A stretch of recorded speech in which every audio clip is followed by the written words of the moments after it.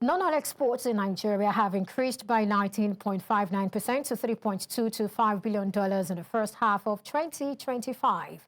The shipment volume also rose to 4.04 million metric tons from 3.83 million metric tons in the same period last year. What drives this growth and how sustainable is it? Dr. Femi Egbesola, President, Association of Small Business Owners of Nigeria, joins me for this conversation. Thank you, Doctor, for joining me today. Thank you for having me. Right, we see a steady increase. Or let's say we're even seeing a steady increase in non-oil exports, especially when you also look at the H1 2025 figures. I guess this excites you, or do you think there is capacity for much more, irrespective of the numbers we are seeing? Well, it's an exciting news. It's so good a news, and it shows that we are actually getting it right this time. It also shows that we can actually diversify from oil to non-oil and still be able to generate revenue, both for businesses and for the nation. And I think this is the factors responsible for this is because there is a demand, a huge demand now for products and services coming from Africa, particularly because of our devalued naira. It makes our products more competitive in the global market. Again, too, government is working through the Nigerian Export Promotion Council to build the capacity of exporters, non-oil exporters this time, to be able to maximize their export. We also see that there's a big shift from just exporting raw materials, unprocessed raw materials, to process and value addition to other countries. After giving us an opportunity, a window to be able to sell across Africa with very low shipping costs, very low production costs, and all of that. Again, too, you discover that there's a lot of intervention coming from government to also support exporters. And not just government this time, you have a lot of corporate organizations, particularly banks, who are organizing training, capacity building programs to support MSMEs to be able to export. And all of these, for me, is yielding good fruit. But the question is, we have more potential to export than what we have recorded now. Nigeria has a lot of export potentials. What we need to do is to be able to look at how we can sustain the capabilities of these non-oil exporters to be able to grow beyond what they are now.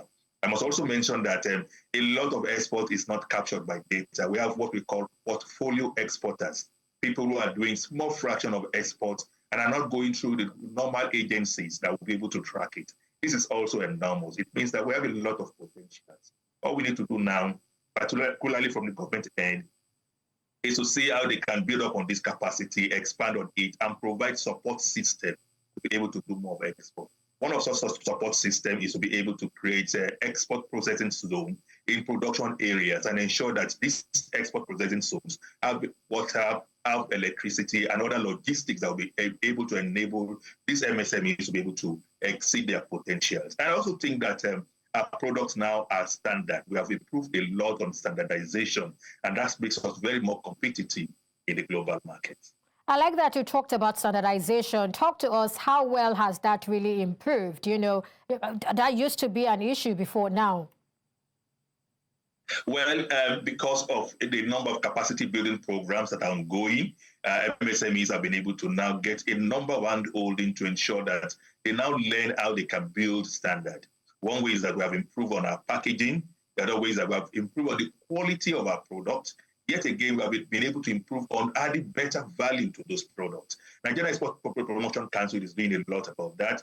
The Raw Material Development Council is also doing a lot about that to see how we can add value to this. We also discovered too that we have a pocket of policies in place now that is ensuring that we don't just export raw materials. We add value to it before it has been exported. And these trainings makes it standard. We also have Standard Organization of Nigeria coming up, running training almost on a weekly basis, helping MSMEs to be able to up their game by raising standard, because that's the only way we can be competitive. We also have business membership organizations like ours again, building capacities of exporters that are in our dragnets to be able to also ensure that they meet with export standards. And that is cumulatively resulting in what we are seeing now. But I must also say again that we have much more potential than this. We have a lot of SMEs in the informal sector that are able to do much more export if their capacity is built more. So we should begin to look inward to see how we can support these MSMEs in the informal sector, doing pockets of trade, exports informally and be able to bring them to the formal sector, be able to build their capacity the more. And you discover that what we have now is just a fraction of the realities that we have in the export sector in Nigeria.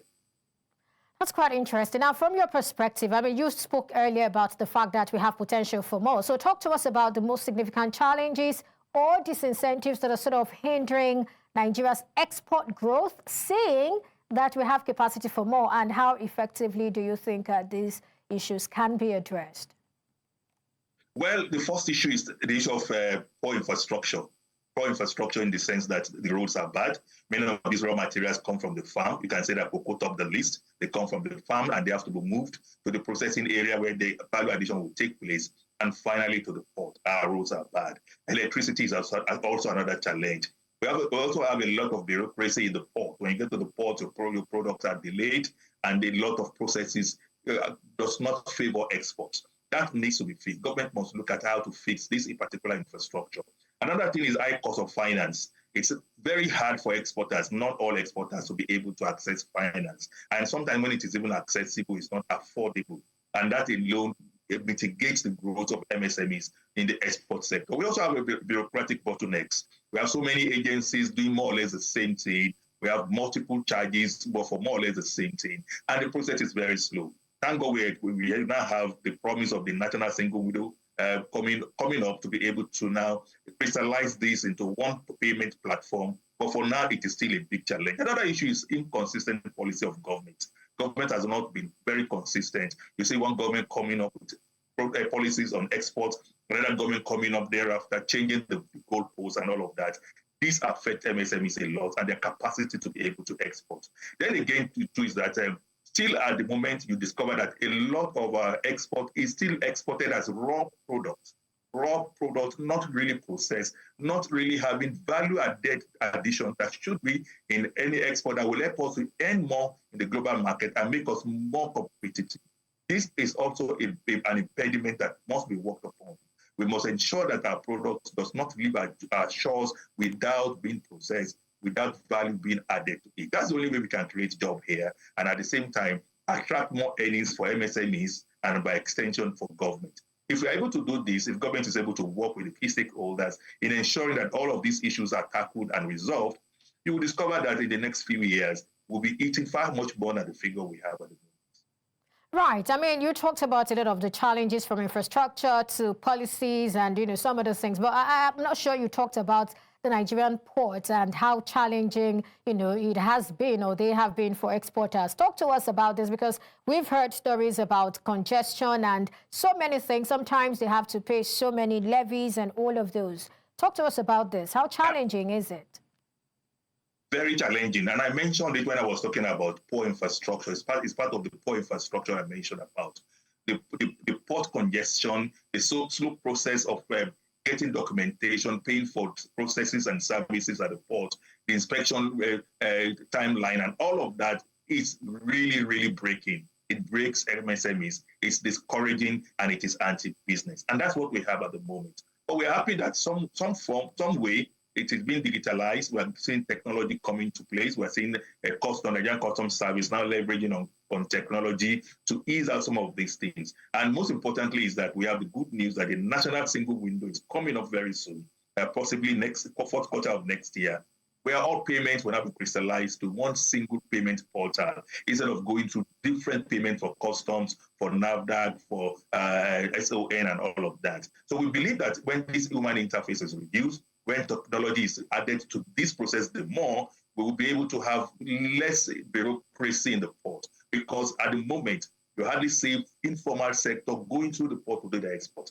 And that's why it is unfortunate that Nigeria cannot capture the data, because going to the port is very discouraging, very disheartening, and it's anti-business. We hope that very soon, government from all levels will see the need to join hands together to bring this to an end. We also discovered that many state governments now have their dry port that is also supporting ease of doing business through getting product out of the country. I think this will also help, and it's also helping, and it's marking up the figures we are already seeing.